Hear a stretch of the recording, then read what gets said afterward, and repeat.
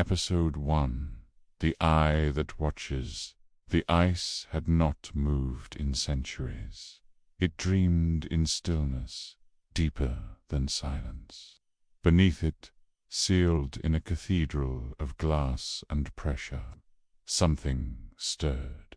A single crack crept across the faceplate of a forgotten stasis pod. Not fast, never fast, but with the deliberate slowness of something remembering how to break.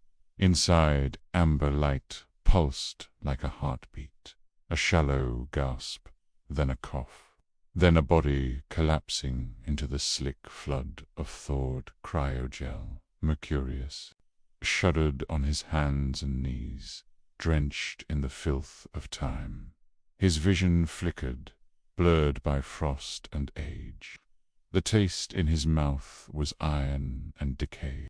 A sharp breath forced itself into his lungs, as if some deeper instinct had remembered how to live before he did. He was alone, not just alone in the room. Alone in a way that pressed against the skin.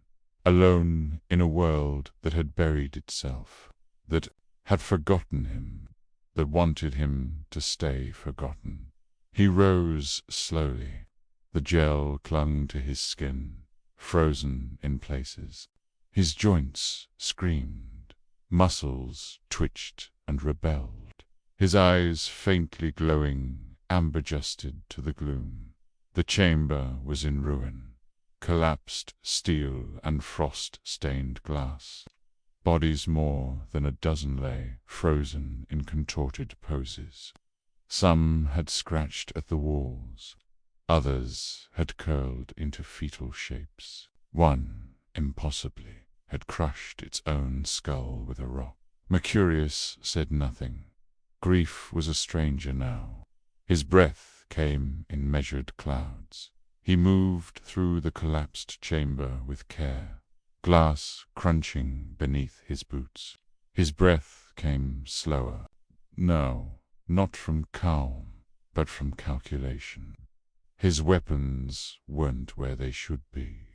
The rack was gone ripped from the wall or buried beneath centuries of ruin. A hollow not tightened in his gut. He needed them. He began searching. The first few lockers were frozen shut. He pried them open with a rusted metal shard. Inside, crumbling uniforms, shattered glass vials, broken tablets blinking with dead screens.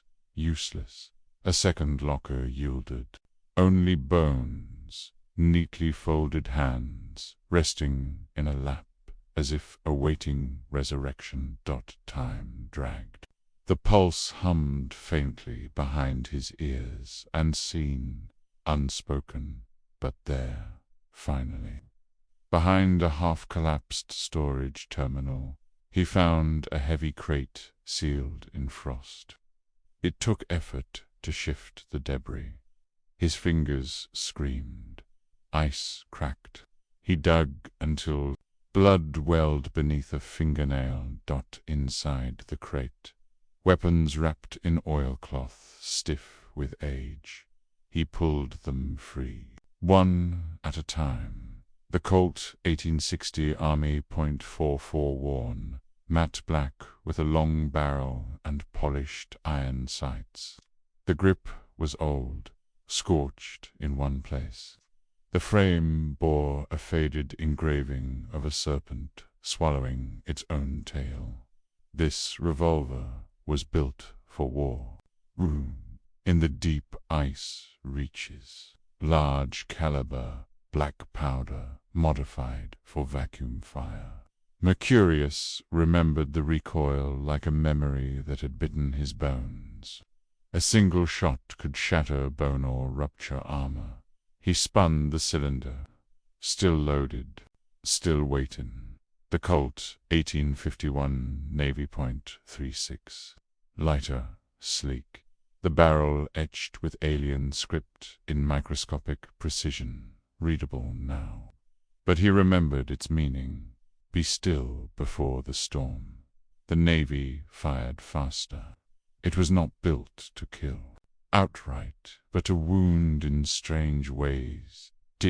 Bullets designed to cause internal chaos, especially in things that didn't bleed red. Mercurius had once put down a howling crawler that could fold its own limbs into alternate shapes with a single well-placed shot from this weapon. The long silencé, bolt-action elephant gun, modified and monstrous. The stock was built from plutonian bonewood, the barrel dense with void-forged alloy.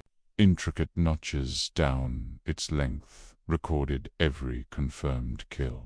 Some of the symbols were human, others not. Its rounds were massive, void-tipped slugs meant to break through hulls, exoskeletons, or dimensional membranes. It didn't fire with bang. It made a soundless vacuum pop, like the air trying to scream but finding no mouth. The kind of weapon that didn't kill what you aimed at. It erased its presence. Mercurius let his hand rest on the stock for a moment. Then he loaded it, as he holstered the revolvers and slung the rifle across his back. Something caught his eye. A second. Dust-covered container wedged behind a collapsed ventilation shaft. Inside it was a neatly folded survival uniform, old military issue, preserved in plastic weave. He pulled it out piece by piece. A form-fitting body stocking, deep gray, woven from thermal reactive fiber, designed to insulate vital organs even in vacuum exposure. It gripped him like second skin over it. A simple gray skirt for layered protection. Utilitarian, plutonian in origin. Sturdy boots, still pliable. Their treads made for navigating brittle frost and magnetic hulls. He slipped them on, feeling warmth return to his toes. And finally, a Viking-style fur collar cloak, long hooded, lined with black synthetic fur that shimmered faintly in low light. A ceremonial piece, once now his only barrier between warmth and the vast dead cold. Fastened the cloak at the throat, pulled the hood low. Now he could move. The ascent took hours. What had once been an elevator shaft was now a jagged canyon of twisted metal and ice. He climbed in silence, hands numb, mind buzzing with fragments, names he couldn't place, faces blurred by time, a humming noise he couldn't explain. At last, he emerged.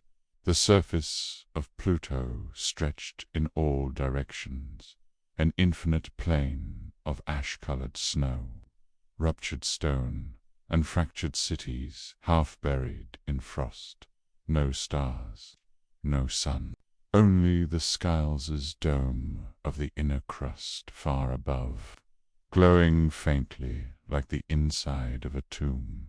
Nox Caelorum. What had once been a great Plutonian city was now little more than scattered ruins, towers shattered by quakes, obelisks tilted like broken teeth. The ice had swallowed streets, monuments, memory, and something else. He walked. He passed a plaza filled with spiral arrangements of fossilized bones. No sign of ritual, just dot-dot arrangement, as if something had tried to make sense of its own extinction. Statues lined the avenue, faceless arms open in welcome or warning. Their heads had been carved blank, not eroded, removed a single. Radio tower blinked red once every 66 seconds. No signal. The silence pressed in. Not the absence of sound, but a presence. The silence here had weight. It sat behind the eyes. It made you want to look over your shoulder. He did nothing. His revolver twitched in its holster. Not moved, not jolted, twitched. He found the observatory. Near the edge of a broken ravine, a great dome of glass shattered inward.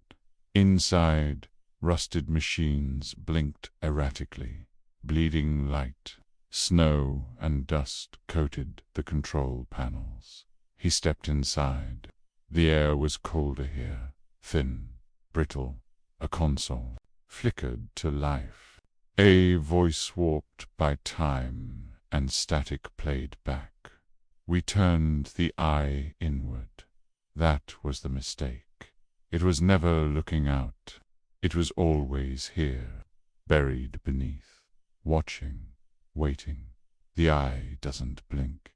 We just forget we're being seen. He stared at the console, then at the cracked mirror on the floor beside it. A shape moved in the reflection. Tall, 3 arms, a single wide eye. Watching him from behind, he turned nothing. He didn't breathe for several seconds. As he stepped outside, he saw the figure, not alive. A corpse stood frozen in the snow, upright, as if still waiting for something. The skin was taut, hollowed from within, eyes gone. Mouth sewn shut with threads made from something crystal dash-like, dotted pointed. One arm raised, stiff with ice, pointing toward a long, hairline fracture in the crust. Just a crack, barely visible. He knelt beside it, put a gloved hand to the ice. The pulse returned, not sound, feeling like something tapping against the soul. And then from beneath, tap, tap, tap, tap, he held his breath. Not echo, not coincidence. Language. He stood. His breath clouded the air, then vanished. He was on the smallest planet in his solar system, but something beneath him was older than memory, larger than thought. Pluto was not dead. Pluto was not a place. It was a door, and something had begun to open it.